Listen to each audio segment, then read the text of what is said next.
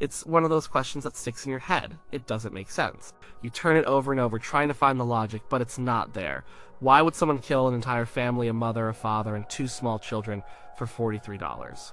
The amount is so specific, so small, it's insulting. It makes the violence feel even more pointless, more random, more terrifying. The story starts with a family, the Walker family. They lived in a small town in Florida called Osprey, just outside of Sarasota. It was 1959, life was supposed to be simple. Cliff Walker was a young father, 25 years old. He worked hard on the family farm. His wife Christine was 24. She was a homemaker looking after their 2 children. Jimmy was 3 years old. Debbie was just a baby, almost 2. They lived in a nice, respectable house. They were by all accounts a good family, living a normal life. They were looking forward to Christmas. On December 19th, 1959, Christine took the kids and went Christmas shopping. She bought a few things, then went home. Cliff was out working. Later that day, he came home too. They were probably tired. The kids were probably excited about the holidays. It was just a normal Saturday. Nothing about it felt like the end. The next day, Sunday, they were supposed to meet some friends. They never showed up. The friends got worried. They called the house. No one answered. They drove by. The house was quiet. The lights were on, but it was too still. A few presents were sitting on the porch, left by neighbors. That wasn't right. The Walkers wouldn't just leave. They called the sheriff. A deputy came to the house. He looked in the windows. He saw a mess inside, things knocked over. He saw blood. He broke a window to get in. What he found inside was a nightmare. The house was a scene of chaos and unbelievable violence. Cliff Walker was in the living room. He had been shot. Christine was in the bedroom. She had been brutally assaulted and then shot. The children, Jimmy and Debbie, were in the bathroom. Little Jimmy had been shot. Baby Debbie had been drowned in the bathtub. It was a complete annihilation of a family. The investigators started their work. They tried to piece together what happened. There was no sign of a forced entry. It seemed like Cliff might have let the killers in. Maybe he knew them, or maybe they just talked their way inside. The place was ransacked, but it was a clumsy, frantic kind of search. They weren't professionals. They were looking for something specific. They were looking for cash. The big question was, what was the motive? The first thought is always robbery. But the Walkers weren't rich. They were a comfortable, middle-class farming family. They didn't keep large amounts of cash in the house. The police searched for what was missing. Christine's wedding ring was still on her finger.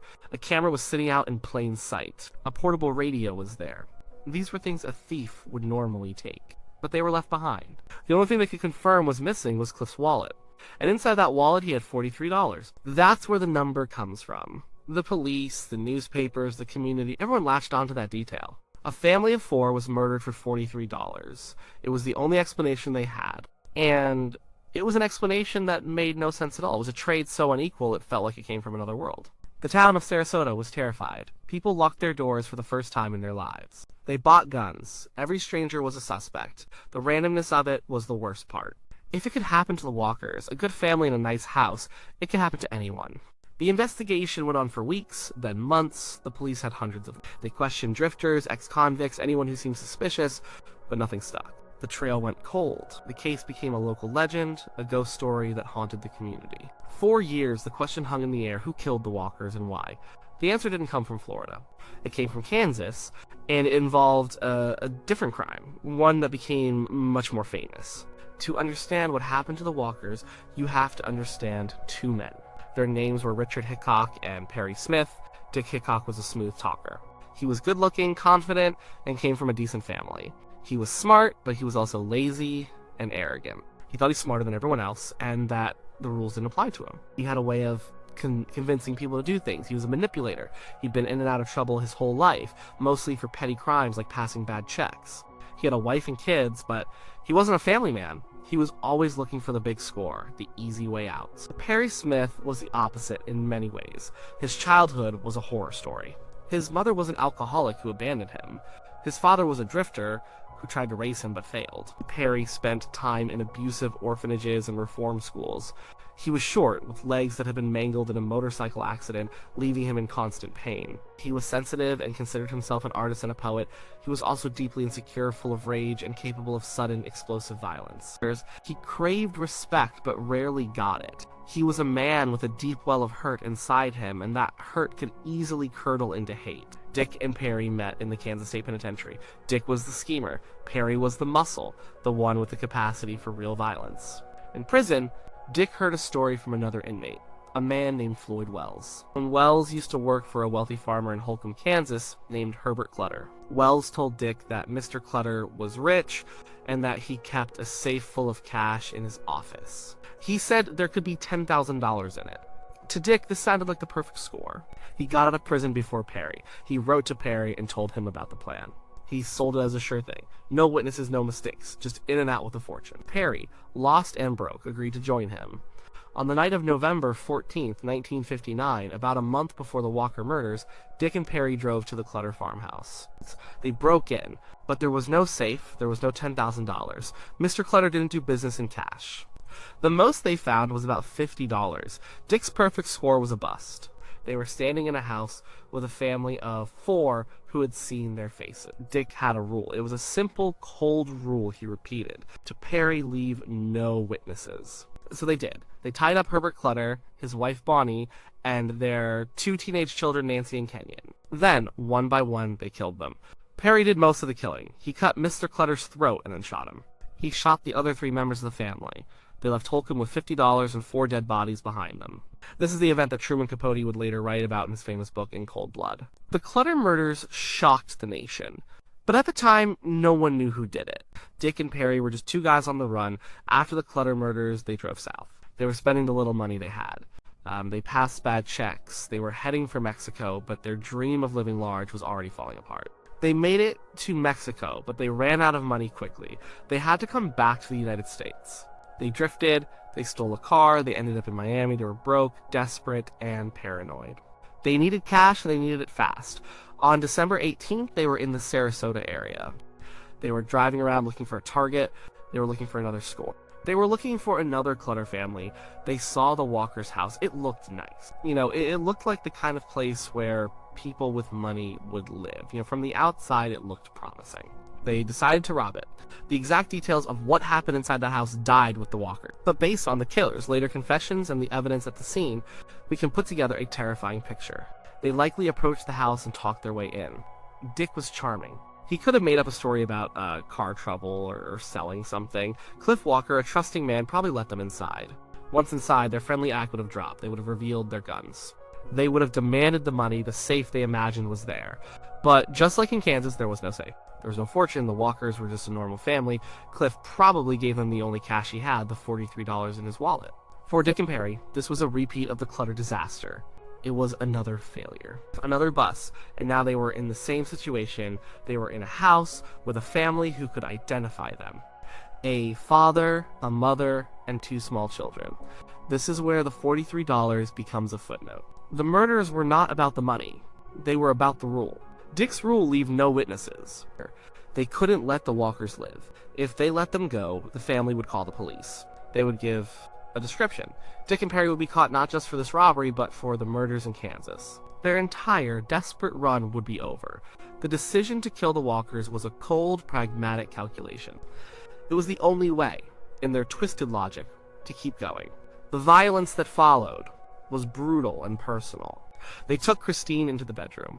Perry later admitted to the assault. He was a man full of rage against the world, and he unleashed it on her. They shot Cliff, they shot little Jimmy, and in an act of almost unimaginable cruelty, they drowned 2-year-old Debbie in the bathtub. Why the children? Why not just the parents? Because the rule was absolute. No witnesses. To them, the children were not children. They were just smaller versions of the adults. They were faces that could, in theory, identify them. Or maybe the chaos just took over. Once the killing started, it didn't stop until everyone was gone. Perry, in particular, was a volatile man. A slight, a moment of fear, a child's cry, anything could set him off. After it was over, they left. They took the $43 and drove away, leaving behind a destroyed family and a community that would live in fear for years. They continued their run, heading west. The connection was not made for weeks. The police in Florida had no idea about the 2 drifters who had committed a similar crime in Kansas. The police in Kansas had no idea their suspects were now in Florida, committing another one. The cases were separate, islands of horror. The break came from Kansas. Floyd Wells, the inmate who told Dick about the Clutter money, heard about the murders on the prison radio. His conscience got the better of him. He told the warden what he knew. He named Dick Hickock and Perry Smith. Suddenly, the Kansas investigators had names and faces. They had a lead. They put out an all-points bulletin for Hickock and Smith. The manhunt was on. The police tracked their trail of bad checks and stolen cars across the country. On December 30th, 1959, they were arrested in Las Vegas. They were trying to cash more bad checks. Their run was over. During the interrogations, the Kansas investigators focused on the Clutter case. Dick and Perry eventually broke. They confessed to the murders of the Clutter family. But during his confession, Perry said something that caught the investigators' attention. He mentioned another family. He talked about something that happened in Florida. He gave details that only the killer could know. The Kansas authorities contacted the sheriff's office in Sarasota. They shared what Perry had said. The details matched the Walker crime scene perfectly. The impossible, senseless murder of the Walker family finally had an explanation. It wasn't some local madman. It wasn't a personal grudge. It was the work of two serial killers, passing through town on a cross-country crime spree. Hickock and Smith were tried and convicted for the Clutter murders. They were sentenced to death. They spent years on death row. During that time, Truman Capote interviewed them extensively for his book. They were eventually executed by hanging in 1965. They were never formally charged or tried for the Walker murders. The Kansas case was stronger, and a conviction there was certain. Bringing them to Florida for another trial was seen as unnecessary. So, they were already going to be executed, but there is no doubt they did it. So we come back to the original question. Why did they kill the Walker family for $43? The answer is, they didn't. The $43 was the reason for the robbery. It was the prize they were after when they walked into that house. The pathetic amount they got only fueled their frustration and desperation. But it was not the reason for the murders. They killed the Walker family for the same reason they killed the Clutter family, to eliminate witnesses. The murders were a consequence of the failed robbery. In the minds of Dick Hickock and Perry Smith, life was a cheap commodity. Their own freedom was worth more than the lives of four strangers. The Walkers were not people to them. They were problems to be solved, and their solution was extermination. The small amount of money is what makes the crime so hard to comprehend for a normal person. We weigh the value of things. We think in terms of risk and reward. To us, risking capture and execution for $43 is insane. But they weren't thinking that way. They thought they could get away with it. The robbery was the goal. The murder was just the cleanup. It was a business decision. It also speaks to the profound lack of empathy in these two men. Dick saw people as objects to be manipulated for his own gain. Perry was so consumed by his own pain and rage that he couldn't see the humanity in others. To them, killing the Walkers was no different than stepping on an insect that gets in your way. The family's hopes, their love for each other, their plans for Christmas, none of that registered. It was all just noise in the way of their escape. The story of the Walker family is a tragedy that gets overshadowed by the more famous Clutter case. But in some ways, it's even more horrifying. The Clutters were targeted, however, foolishly, because of a rumor of wealth. The Walkers were targeted for no reason at all. They were just in the wrong place at the wrong time. Their nice-looking house was their death warrant. They were victims of pure, random chance. The $43 remains a symbol. It's a symbol of the immense gap between the value of a human life and the trivial reasons for which it can be taken. It shows that for some people, there is no reason too small, no prize too insignificant to justify the ultimate act of violence. The killers didn't see a family. They saw an obstacle, and for that a mother, a father, and two small children had to die. That's the answer. It's not a satisfying one, it's not a logical one, it's a cold, empty truth about what some people are capable of. And it's why, decades later, the question still haunts us.